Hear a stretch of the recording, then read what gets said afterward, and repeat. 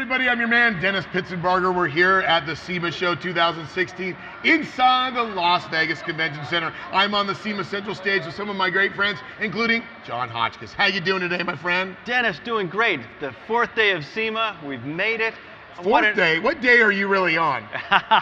You're on like day 26 or something, exactly. aren't you? Oh I'm my on God. like day 12. I don't even know where I'm at right now. Absolutely, but hey, you know, it's all adrenaline, all excitement, and what a week it's been. It has been a great week. You know, one of the things that is also very important about what goes on at SEMA is sort of, I don't want to call it circling the wagons like we're in trouble, but it's really gathering the thoughts of all of these great consumers and these great companies to help make sure that our industry is safe.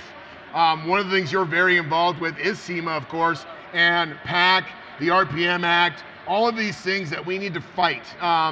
Maybe from a perspective as a manufacturer of great speed parts or suspension parts, give me an idea of what this kind of stuff means to you, how it can affect your company and all of our companies. Well, let me tell you, I think that when this was announced some, months ago, we all thought, okay, they're really saying that a race car or a production car that's then made to a race car will then become is illegal?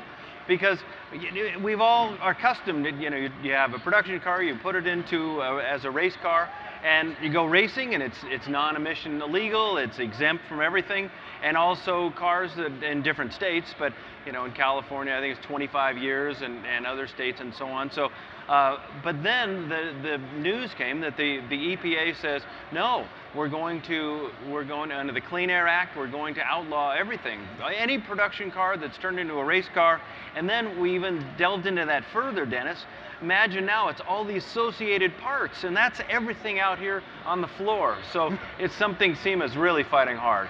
I think it's one of those things that maybe as a responsibility of all of us, and I go to a lot of great events, and do, fun things around the country, and I tell them, listen, we're all SEMA members, that's why we're here. Mm-hmm. We can make this stronger by reaching out when we're at our homes, at our shops, in our neighborhoods, at the gas station. Somebody says, hey man, that's a cool car, can I look at it? I mean, I know you're gonna get to drive the Camaro again one of these days.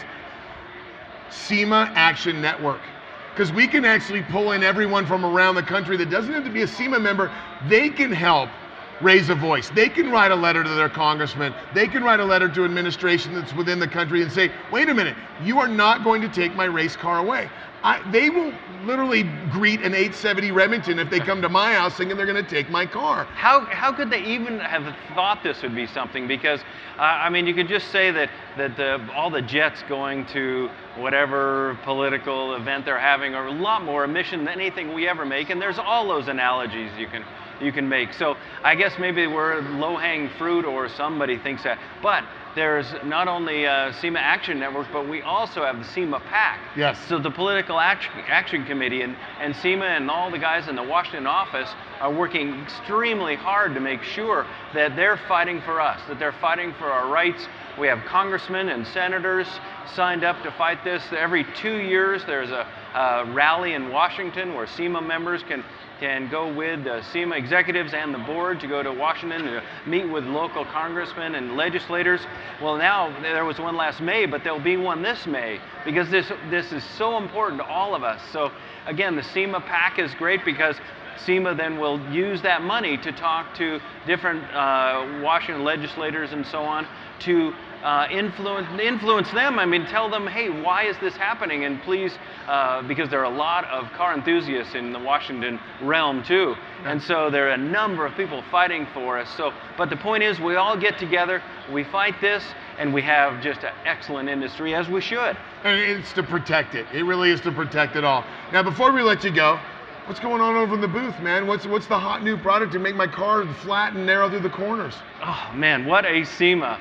We have two classic muscle cars in the booth. We have a 72 Chevelle with a 496 big block, makes over 700 horsepower with a Tremec 6-speed, and next to that a 68 Mustang Fastback that we call our HP 427. Because it has a 427 small block Ford crate engine in it, and what's really cool with Hillborn fuel injection with all the stacks. That is such a classic look. I mean, it's just one of those things, you know what it is from a mile away. Exactly, and so now the conversation is, and this car is only about 60% finished, we said, hey, let's not finish it. Let's get it to SEMA and let's have a conversation about other things we could do to it. So we'll get back and we'll work like crazy and have it for the autocross season and cool street cruising. But back to the Hillborn. So what do you do when you have stacks and you have a hood? Well, maybe the stack should be longer, and maybe we should cut out the hood. I agree. So there's all kinds of fun bench racing going on. But we have complete packages for all the muscle cars and all new cars as well to make them handle as they should and to make the driving experience just awesome. Well, you know what? It's always great to have you up here on the stage. I've had a great time at your shop. So much rich history in your family with racing. Is the 962 still sitting in the shop down there? For 30 years we own the 962. We just sold it last January. I know. Can you believe it? You are no longer my friend. No, I'm kidding. What? You sold the 962? We sold it. Raced it in IMSA for all those years, raced it in historic racing. And it just came to a point, we always maintained it perfectly. But we said, you know, when my brother had success with it, I have, my father absolutely did. And but we thought, you know, it's time for that to go to somebody else who's going to race it. And Bruce Canepa is driving it now, and so we'll continue seeing it. Okay, you say it's all safe because it's still going to continue to be raced. That was my thing. Absolutely. If I would have saw that thing go into a museum, I would have broke the glass and drove it out myself. Listen, thank you so much for coming out there, man. Look at the camera. Tell them where to find all your products real quick. All right, you can find us at hotchkis.net. That's HOTCHKIS.net. Thank you, man. No problem. More from SEMA Central coming up soon.